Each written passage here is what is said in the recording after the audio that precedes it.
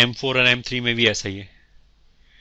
M3 जो number है वो मैग्नीट्यूड वाइज ज़्यादा होगा बट वैल्यू वाइज छोटा होगा। मतलब अगर मान लें कोई हमें ये बताए कि M3 और M4 में से एक का वैल्यू -2 है और एक का वैल्यू -7 है।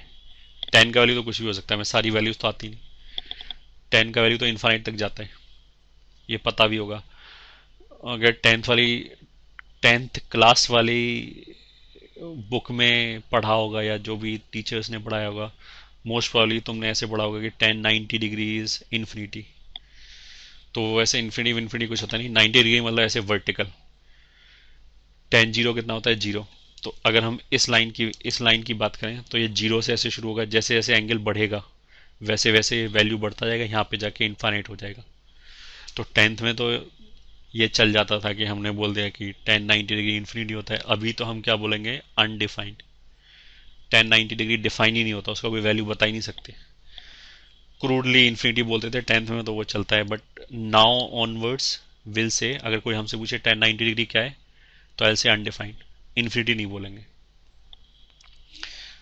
तो ये लाइन है, ये वाई एक्सिस है, जैसे वाई एक्सिस वर्टिकल लाइन।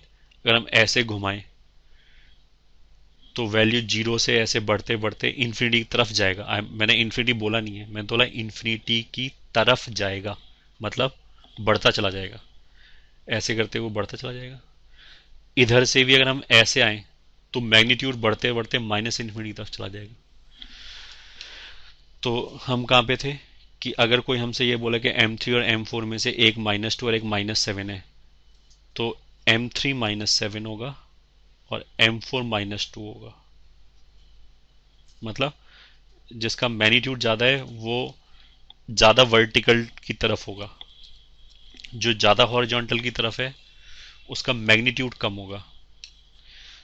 तो अगर हमसे पूछे M3 M4 में कौन बड़ा है, M3 M4 में कौन बड़ा है, तो मैं बोलूँगा M4। ये नहीं पूछा कि मैग्नीट्यूड वाइज कौन बड़ा है, हमने तो सिंपली ये पूछा कौन बड़ा है। तो कौन बड़ा है, तो बड़ा तो यही, -2 और -7 में -2 बड़ा होता है। तो अगर हम सबको ऑर्डर करें तो M1 M2 तो सबसे बड़े थे ही, इन दोनों से तो बड़े थे क्योंकि वो पॉजिटिव थे। बट M3 M4 में M4 बड़ा है, तो M4 आ जाएगा। और फिर सबसे छोटा क्या आ जाएगा, M3। ये हो गया स्लोप्स के बीच में order relation between these four line. मतलब ये किस ऑर्डर में आ गया, डिक्रीजिंग ऑर्डर में आ गया। अगर क्वेश्चन मतलब ऐसे भी पूछ सकते हैं, ये 4 लाइन बना के दे दिया हमने क्वेश्चन में, हमने बोला right slopes of these line in decreasing order. तो जो भी हमने ये रेड पेन से यहाँ पे लिखा है M2 greater than M1 greater than M4 greater than M3, ये डिक्रीजिंग ऑर्डर है। डिक्रीजिंग ऑर्डर क्यों है, क्योंकि आगे जाने पे घटता जा रहा है वैल्यू। M2 सबसे बड़ा, फिर उससे छोटा, फिर उससे छोटा, फिर उससे छोटा, ये डिक्रीजिंग ऑर्डर है। अगर हमसे बोला क्वेश्चन में मान लें ये पूछता हुआ कि right slopes of these line in increasing order, तो इसको ऐसे पलट के लिख दिया। मतलब अगर इंक्रीजिंग ऑर्डर में लिखा जाए तो इसी को ऐसे पलट दिया, M3 less than M4 less than M1 and less than M2। ये हो गया तुम्हारा इंक्रीजिंग ऑर्डर, क्योंकि इस डायरेक्शन में आगे जाने पे वैल्यू बढ़ रहा है लगातार। स्ट्रेट लाइन या लीनियर फंक्शन के लिए इतना सफिशिएंट है। अब हम आ जाते हैं अपने नेक्स्ट टॉपिक पे। पहला पहला ग्राफ हमने क्या बनाया, पहला ग्राफ क्या था, कांस्टेंट फंक्शन। दूसरा क्या था, लीनियर फंक्शन, जो जस्ट अभी हमने खत्म किया। फिर हम आ जाते हैं तीसरे पे,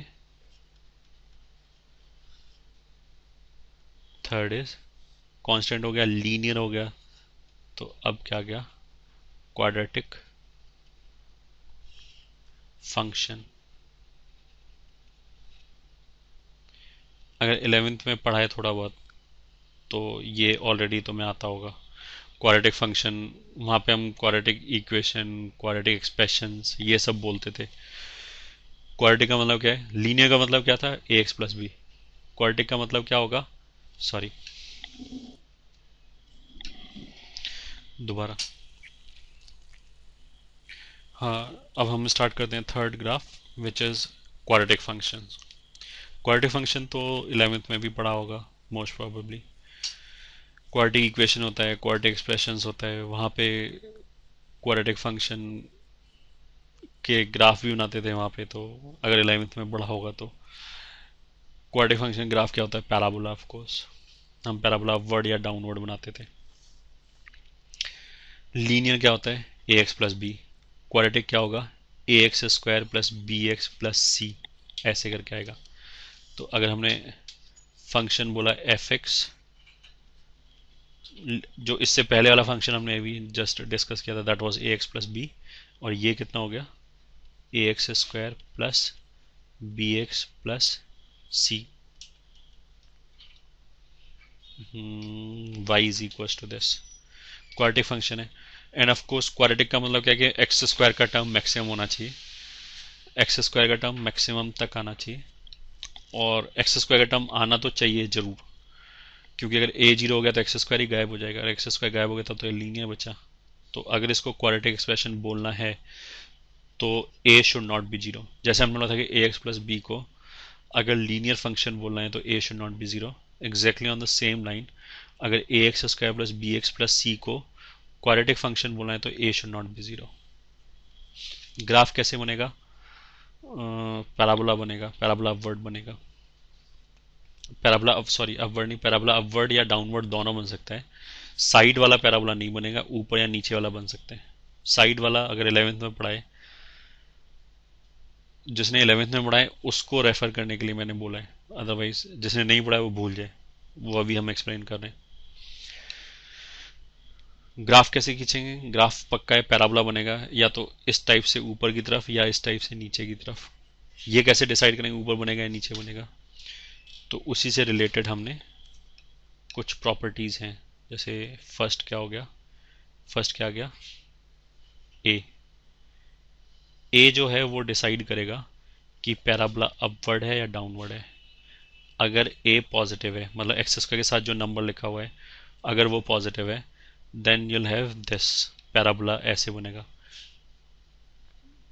पैराबोला अपवर्ड्स। अपवर्ड्स का मतलब क्या होता है, ओपनिंग अपवर्ड्स। यहाँ पे ओपन इधर की साइड हो रहा है, इधर से तो बंद है। अगर ए नेगेटिव होगा तो no prize for guessing, should be parabola opening downwards. तो अभी तक हमने क्या क्या कर रहे हैं, बेसिकली क्वाड्रेटिक फंक्शन ग्राफ बनाना चाहते हैं, ये हमारा ऑब्जेक्टिव है। कैसे बनेगा ग्राफ, उसमें हमने बता दें कि पक्का है कि पैराबोला अपवर्ड होगा या पैराबोला डाउनवर्ड होगा। कैसे डिसाइड करेंगे अपवर्ड होगा डाउनवर्ड होगा, वो इस बात पे डिपेंड करता है कि ए पॉजिटिव है या नेगेटिव है। तो पहला पॉइंट तो हमने यही डिस्कस किया कि ए तो डिसाइड करेगा कि ओपनिंग अपवर्ड है या ओपनिंग डाउनवर्ड है। फिर दूसरा, क्वाड्रेटिक में आई होप पढ़ा होगा, देयर समथिंग कॉल्ड डिस्क्रिमिनेंट।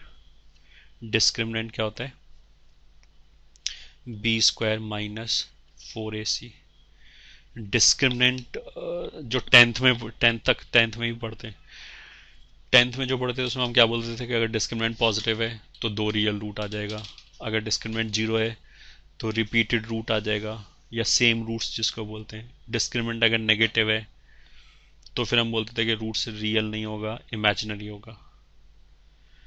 इसी चैप्टर के इनिशियल पार्ट में जब हम टर्मिनोलॉजी डिस्कस कर रहे थे, at that time we said root का मतलब क्या होता है कि ग्राफ एक्स एक्सिस को कहाँ पे कट कर रहे हैं। तो अगर हम ग्राफ की लैंग्वेज में बोलें तो डिस्क्रिमिनेंट पॉजिटिव का मतलब क्या होगा, दो डिस्टिंक्ट रूट आने चाहिए। डिस्टिंक्ट मतलब अलग अलग, तो अलग अलग रूट कब आएगा, जब ग्राफ अलग अलग कट करेगा। तो उसका मतलब क्या है कि पैराबोला एक्स एक्सिस को दो डिफरेंट जगह कट कर रहा होगा। अगर डी नेगेटिव है तो टेंथ में क्या पढ़ा था हमने कि रूट्स इमेजिनरी होगा। इमेजिनरी का मतलब क्या कि नहीं है। तो अगर हम ये बोलते हैं कि ग्राफ में रूट ही नहीं है, उसका मतलब क्या है, उसका मतलब ये है कि ग्राफ एक्स एक्सिस को कट ही नहीं कर रहा।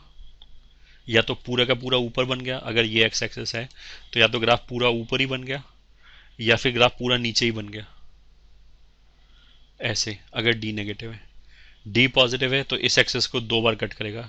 अगर अपवर्ड है तो ऐसे कट कर रहा है, एक बार ऐसे गया कट किया, फिर ऐसे वापस आया फिर कट किया, दो जगह कट किया। अगर पैराबोला डाउनवर्ड है तो फिर इस तरह से कट करेगा, अगर डी पॉजिटिव है तो।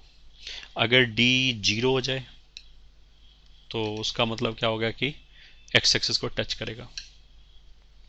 तो हमारा पहला पॉइंट तो ए पॉइंट था, ए ने क्या डिसाइड किया कि पैराबोला अपवर्ड बनना है या डाउनवर्ड करना है। दूसरा क्या है डी, डी क्या डिसाइड करेगा, अगर डी पॉजिटिव है तो एक्स एक्सिस को दो जगह कट करेगा, या तो ऐसे, एक ये पॉइंट हो गया, एक ये पॉइंट हो गया, ये एक्स एक्सिस है, या फिर अगर डाउनवर्ड है तो फिर ऐसे कट कर रहा है दो जगह, मतलब दो रूट्स आ जाएगा अगर डी पॉजिटिव है। अगर डी जीरो के बराबर है तो फिर एक्स एक्सिस को टच करेगा, या फिर it will look like this. अब ऐसे बनेगा या ऐसे बनेगा, वो डिपेंड करता है फर्स्ट पैरामीटर पे कि ए क्या है। अगर ए पॉजिटिव है तो ये वाला ग्राफ बनेगा, ए पॉजिटिव है एंड डी जीरो है तब तो ये वाला ग्राफ बनेगा। अगर ए नेगेटिव है और डी जीरो है तो फिर ये वाला ग्राफ बनेगा। और इसी में थर्ड केस क्या हो गया, थर्ड केस ऐसे बना लेते हैं। थर्ड केस पहली बार तो क्या हो गया, अगर डी नेगेटिव है, डी नेगेटिव है तो रियल रूट नहीं है, रियल रूट नहीं है तो मतलब एक्स एक्सिस को, एक्स एक्सिस पे कोई पॉइंट आएगा ही नहीं। एक्स एक्सिस पे अगर ग्राफ का कोई पॉइंट नहीं आया तो उसका मतलब क्या है, या तो पूरे का पूरा ग्राफ ऊपर या पूरे का पूरा ग्राफ नीचे।